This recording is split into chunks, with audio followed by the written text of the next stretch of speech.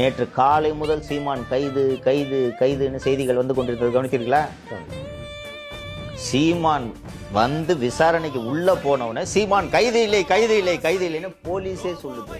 கைதுக்கு வாய்ப்பில்லைன்னு சொல்ல ஆரம்பிச்சிட்டாங்க. ஏன் எப்படி நம்ம எல்லாமே ஜேர்னலிஸ்ட் நியூஸ் எங்கிருந்து வரோம்? போலீஸ் தான் கொடுத்துருப்பாங்க. ஏன் கைது இல்லைன்னு ஏங்க கொடுக்குறீங்க? அச்சம், கூட்டத்தை பார்த்து அச்சம்.